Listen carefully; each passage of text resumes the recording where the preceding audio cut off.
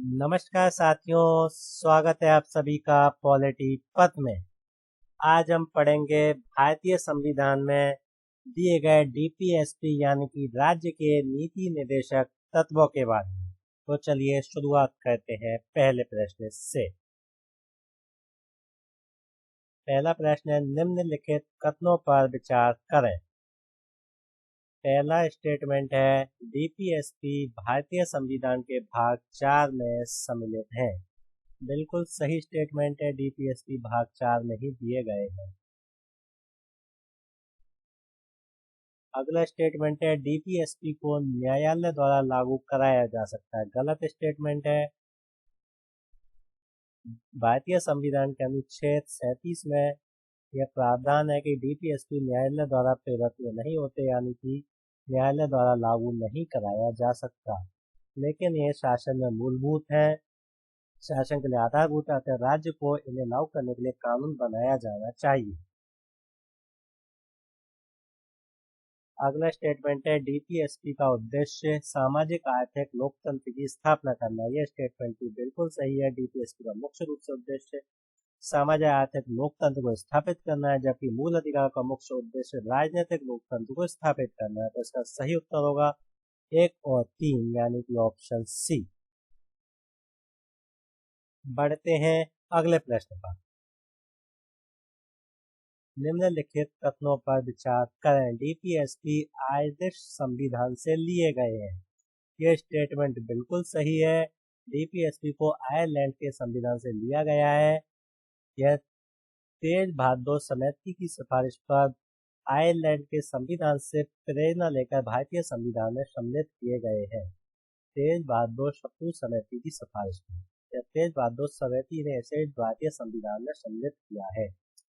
अगला स्टेटमेंट है, डीपीएसपी के सिद्धांत न्यायपालिका द्वारा सीधे परिवर्तित किए जाते हैं। ये स्टेटमेंट गलत है, क्योंकि भारतीय संविधान के आर्टिकल 37 में स्पष्ट रूप से प्रावधान है कि डीपीएसपी को न्यायालय द्वारा लागू नहीं कराया जा सकता।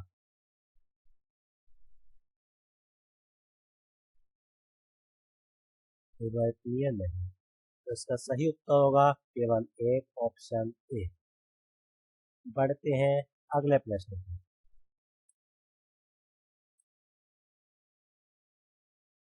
निम्नलिखित कथनों पर विचार करें। अनुच्छेद 39B और 39C समाजवादी राज्य को बढ़ावा देते हैं। बिल्कुल सही स्टेटमेंट है। 39B में प्रावधान किया गया है, राज्य भौतिक संसाधनों का स्वामित्व और प्रबंधन इस प्रकार करेगा कि किसी भी के साथ भी भेदभाव न हो और सभी को समान अवसर प्राप्त हो।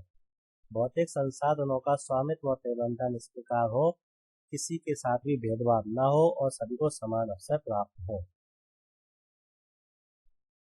39C में प्रावधान किया गया है कि समान कार्य के लिए महिला और पुरुष को समान वेतन प्राप्त होना चाहिए। समान कार्य के लिए महिला पुरुष को समान वेतन।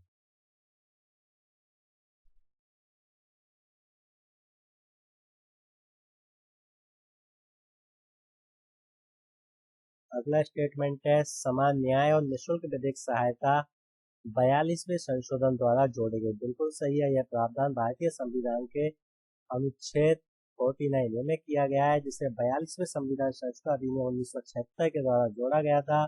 इसमें सभी के लिए समान और निःशुल्क विधिक सहायता का प्रावधान किया गया है। तो दोनों ही स्टेटमेंट बिल्कुल सही है। अगर हम बात करें समाजवादी तत्व कौन कौन से हैं, तो भारतीय संविधान के अनुच्छेद 39, 41, 42, 43, 43A और 45। बढ़ते हैं अगले क्वेश्चन पर। निम्नलिखित कथनों पर विचार करें।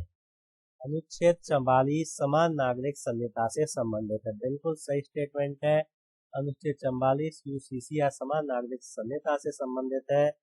इसमें 2 प्रकार के कानून आते हैं, आपराधिक कानून और सिविल कानून। आपराधिक और सिविल। सिविल में व्यक्ति वर्सेस व्यक्ति होता है, जबकि राज्य में व्यक्ति वर्सेस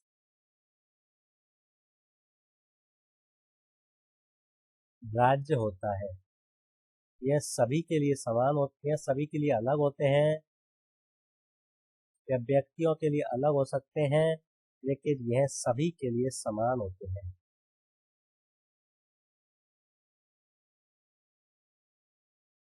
तो ये स्टेटमेंट सही है। यह संघ सूची का विषय है और राज्यों का इसमें कोई अधिकार नहीं है। ये स्टेटमेंट गलत है क्योंकि यह संवैधानिक सूची का विषय है और इसमें राज्य और केंद्र दोनों का अधिकार है। ये स्टेटमेंट गलत है तो इसका उत्तर होगा ऑप्शन ए केवल एक सही। पढ़ते हैं अगले प्रश्न पर।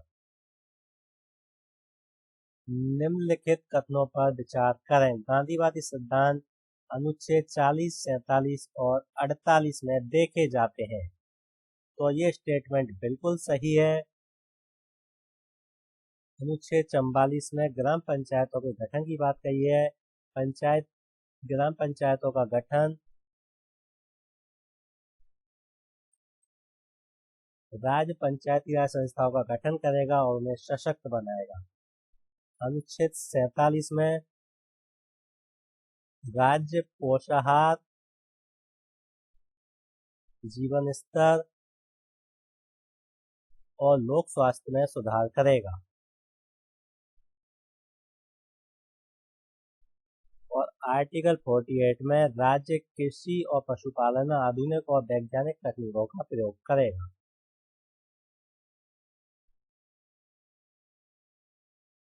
आधुनिक और वैज्ञानिक तकनीक।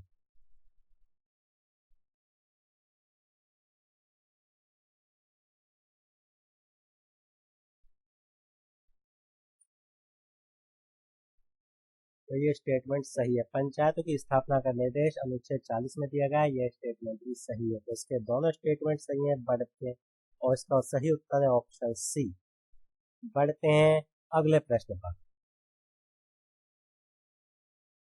निम्नलिखित कथनों पर विचार करें। आर्टिकल 40 राज्य को पर्यावरण और वन्य जीव संरक्षण का निर्देश देता है। बिल्कुल सही स्टेटमेंट है। यह 42वें संविधान संशोधन अधिनियम 1976 के द्वारा जोड़ा गया था।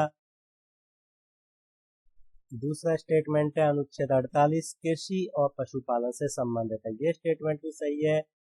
राज्यों को निर्देश दिए गए हैं कि वे कृषि और पशुपालन में आधुनिक और वैज्ञानिक तकनीकों का प्रयोग करें जिससे उनमें उत्पादकता में वृद्धि हो। वैज्ञानिक तकनीक तो दोनों स्टेटमेंट सही है तो इसका सही उत्तर होगा ऑप्शन सी। बढ़ते हैं अगले प्रश्न पर। निम्नलिखित कथनों पर विचार करें। फंडामेंटल राइट और डीपीएसपी में टकराव होने पर सामान्यतः फंडामेंटल राइट्स को वरीयता दी जाती है। बिल्कुल सही स्टेटमेंट है। यदि डीपीएसपी और फंडामेंटल राइट में कोई भी विरोधाभास होता है तो फंडामेंटल राइट को वरीयता दी जाएगी। लेकिन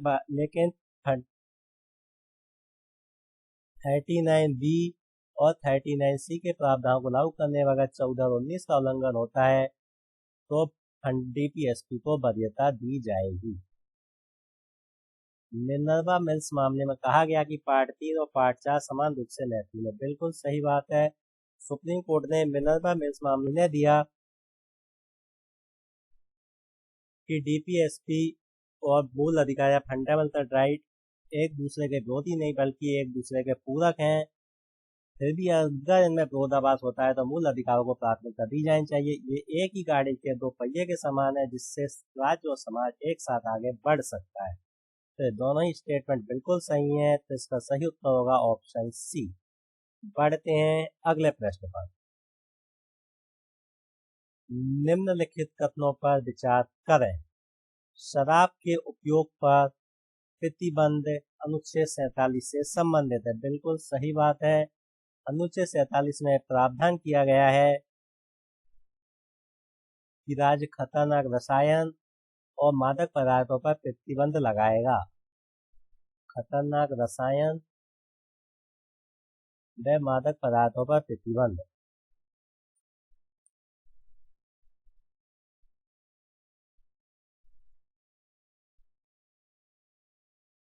पोषण स्तर में सुधार भी अनुच्छेद 47 का हिस्सा है। अनुच्छेद 47 में भी प्रावधान किया गया है कि राज्य पोषण, पोषाहार, जीवन स्तर और लोक स्वास्थ्य में सुधार करे।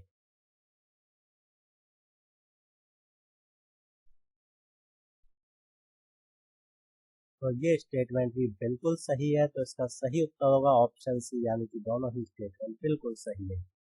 इस क्लास में इतना ही, बाकी का पढ़ेंगे अगली क्लास में। तब तक के लिए थैंक यू फॉर वॉचिंग। अगर आप इस चैनल पर नए हैं तो चैनल को लाइक, शेयर और सब्सक्राइब कीजिए। और इस पैनल की पीडीएफ प्राप्त करने के लिए हमको टेलीग्राम पर ज्वाइन कीजिए, जिसका लिंक डिस्क्रिप्शन में दिया गया है। आप हमको इंस्टाग्राम पर भी फॉलो कर सकते हैं। Thank you so much.